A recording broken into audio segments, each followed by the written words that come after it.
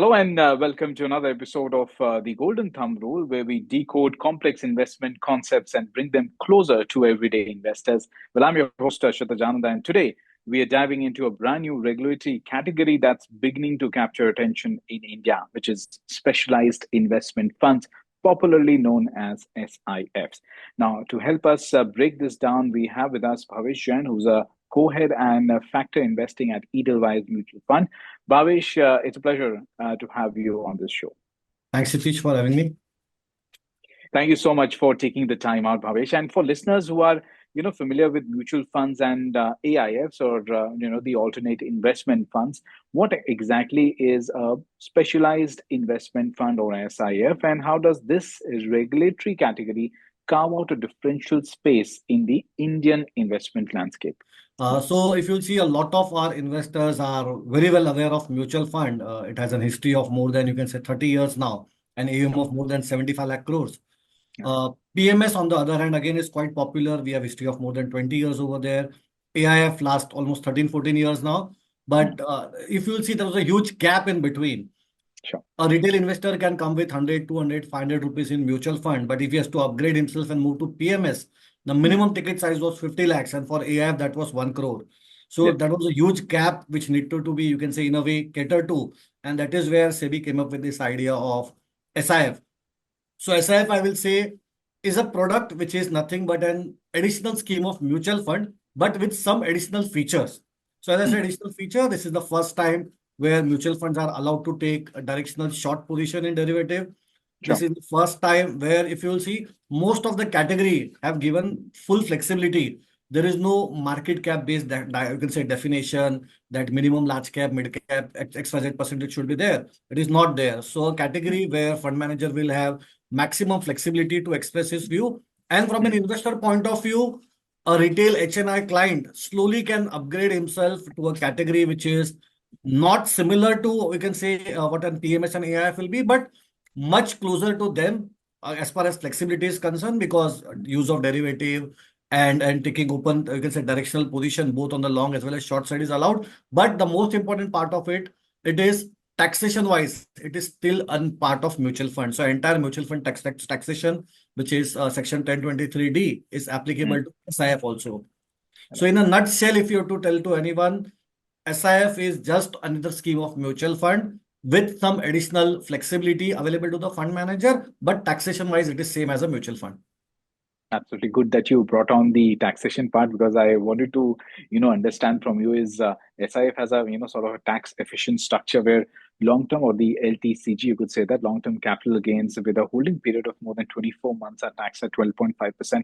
So how does this specific tax structure work, and why is this 12.5% LTCG rate the golden thumb rule, you could say, that makes the SIF framework potentially more attractive? If you will see, in SIF, there are three categories of products which have approved: equity, debt, and hybrid.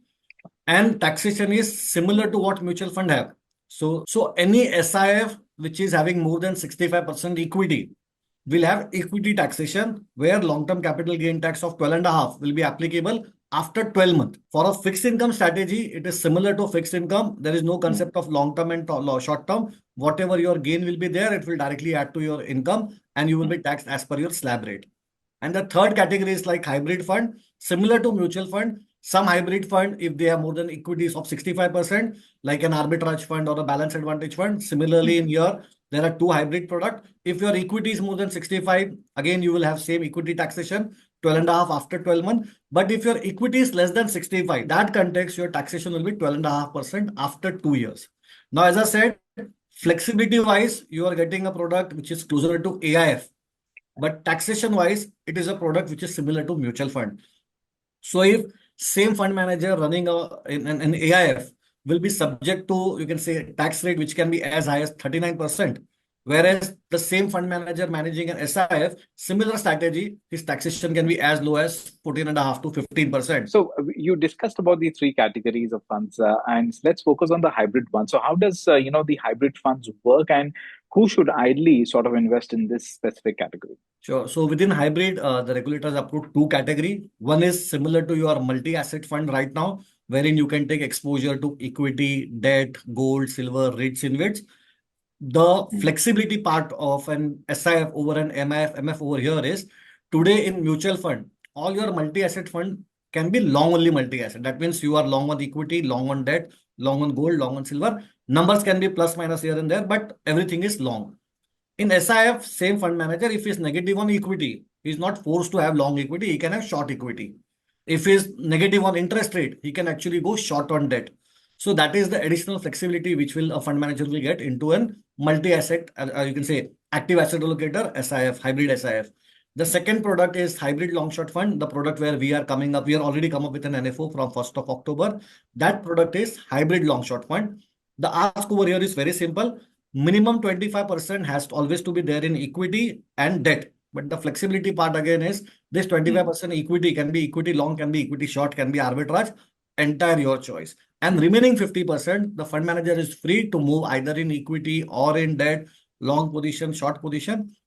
The only common thing for all 7 SIF, not only hybrid, all 7 SIF, the only thing is maximum short position, directional short position can only be 25%. That is applicable to this category also.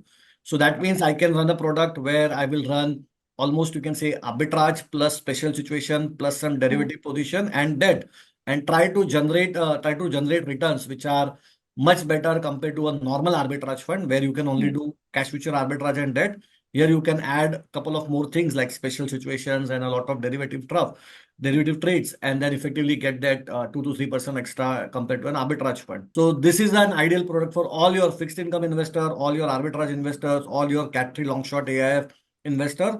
And then, as I said, the entire, you can say, investor base, which is right now sitting only in fixed deposit. So you can target those kind of, you can say, investor also through this product. Where should an investor strategically place an SIF in their overall portfolio? Or you could say, how much percentage of the overall corpus should be allocated to SIF? See, this again depends on individual to individual basis, his risk return profile and his liquidity requirement. But ideally, if you will see, this is an absolute return strategy similar to what an arbitrage fund or what a fixed income investor will get. You are not dependent on market direction. See, though, if you will ask me today, each and every client will normally keep 20-25% of his portfolio in fixed income, either through meet his emergency need or some short-term expenses. So I think a sizable portion of that at least should move into an hybrid long short SIF. Absolutely. And also, there are too much of aberrations going in the market. We have SIFs, we have AIFs now, PMS or MF. So, so how should one differ, between these traditional investments? So how does SIF differ from AIF, PMS, and mutual fund, just for the understanding of the investor base? As I said, the most important part is your entry ticket size. MF, one can come with, as I said, as low as 1,000 rupees, 5,000 rupees. Exactly. Then PMS was directly at 50 lakhs and AIF was directly at 1 CR. SIF, you can start with 10 lakh rupees. But there is a small catch. This 10 lakh is per PAN per SIF. So for example, as I said, there are 7 categories which are approved. So today, because we only have one product, you have to start with 10 lakhs. But tomorrow, when we will have 3 or 5 or 7 products, this 10 lakh has to be divided into this 5 or 7 strategies. So you can actually come up with as low as 1.5, 2 lakh rupees also. Second, the most important part is taxation. In PMS, taxation is at transaction level. Every time a fund manager will buy and sell a stock, he will be subject to taxation. And AIF, taxation is at fund level. So though he don't pay transaction level tax, but at fund level, irrespective of the client redeem or don't redeem, at the end of financial year, the fund has to pay a tax. And that tax can be as high as his business income, which can go up to 39% also. In SIF, it is similar to mutual fund. As I said, Section 1023 benefit. Mutual fund and SIF are a pass-through vehicle. That means whatever transaction we do at our level, the fund manager don't have to pay any tax at transaction level. And similarly for a client, until and unless he don't redeem, he can defer it taxation for as long as stay invested. And that's why there is no annual tax. Now, coming to the flexibility part of it. Today, mutual funds, they have done a great job over last 30 years and the category is more than 75 lakh crores, 75 lakh crores. But today, if you will see, if I'm managing a large cap fund, 80% of my portfolio has to be in those 100 stock. If I am managing a mid cap fund, 65% of my AUM has to be in that 101 to 250 stocks. So flexibility is very limited. And second, by default, most of the mutual funds are long only mutual fund, and at best they can take either a cash call or some hedge bets in their portfolio, like a balance advantage fund. You can hedge your portfolio, but you will not make money in a falling market. You can protect your losses, but you will not make money in a falling market or in a stock where you have a negative view. Even if it view go right, you will not be able to make profit out of it. In SIF, you have that flexibility because you have allowed to use derivative. In mutual fund, use of derivative is still there, but only for hedging and rebalancing purpose. Here, you are allowed to use derivative for taking exposure also, and that exposure can be naked short exposure. So that means not only you will be able to protect your downside, you will also be able to make profit if your view go right. And that feature right now was available to an AIF where they can take directional position. They are allowed to go up to 200% on gross exposure. That means AIF can still take leverage. Mutual fund and SIF, they are not allowed to take leverage. The best part of SIF is you are getting best of both of the world. Your entry size is not that big like in PMS or AIF. Ease of operation, transparency, everything of mutual fund is still available to you. And taxation, which is the biggest advantage of mutual fund, is applicable to SIF also. So in the underlying, in the SIF, what kind of underlying asset is there? Can they also invest in the, much talked about, much hyped, the private equity space or the infrastructure space, debt or alternatives? Over to you on that. No. So as I said, SIF is just an extension of mutual fund with some Okay. additional feature. Otherwise, asset class wise, we can invest in equity, which is listed equity, like a mutual fund, fixed income, like a mutual fund, Sure. gold, silver, REITs, invest, depending on which product you are talking about. But investment wise, we can invest only and only those assets which are allowed for a mutual fund also. Now we talked about the benefits. What are the key risks as well? Let's talk about that associated with investing in SIF. I think the biggest risk is the flexibility which we have got right now in Okay. mutual fund because it was tightly regulated. Your expected outcome was within the, you can say, category approach. Here, as I said, client will be coming into equity long short fund. We'll just take example of one of the category, which is Sure. equity long short fund. Now, equity long short fund is defined as 80% minimum has to be in equity. That is the single line definition of equity long short fund. Now, 80% always have to be in equity. As a fund manager, I can choose to run 80% large cap. You can choose to run 80% micro cap. Someone else will come and write 80% small cap. Someone will come and do 80% arbitrage. And that is why you will see the amount of difference in our portfolios and expected returns can be huge. That's why you have to actually study each and every category. You cannot just look at the name that it is equity long short or hybrid long short and invest blindly. Because as I said again, unlike large cap fund where 80% will be into similar 100 stock, here that 80% can go anywhere. And that's why you have to deep dive into each and every strategy. Second, all the risk associated with derivative, though it is just 25% of our portfolio, but if you are not utilizing it properly, can be a double-edged sword. Your longs can still go up and your short can still go up, and you will lose money on both the end because you are underweight on long position and you have taken 25% directional short. So in a bull market, both can backfire for you.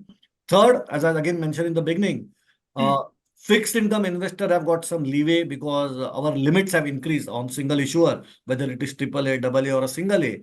Now that again I said is a double-edged sword. Sometimes concentration helps you, but sometimes concentration is also risky, as we have seen what happened with some of the issuers in 2018. So if that kind of situation happen, the limits are much higher, and if someone take that full exposure, the downside can also be significantly higher. So that is something again you have to look at individual AMC to AMC that how they are trying to utilize this flexibility given to them in a proper manner so that your risk goes down and not other way around. All right. Well, on that note, Bhavesh, thank you so much for giving us such a clear lens into how specialized investment funds work and where they fit into the Indian investors toolkit. Well, to our listeners, I hope today's episode, helped demystify the idea of SIFs and gave you a practical framework to think about this emerging investment category. Well, that's been the Golden Thumb Rule. I'm your host, Kshitij Anand. Do like, share, and subscribe to the channel. Thank you so much for your time, Bhavesh. Thank you. Bye.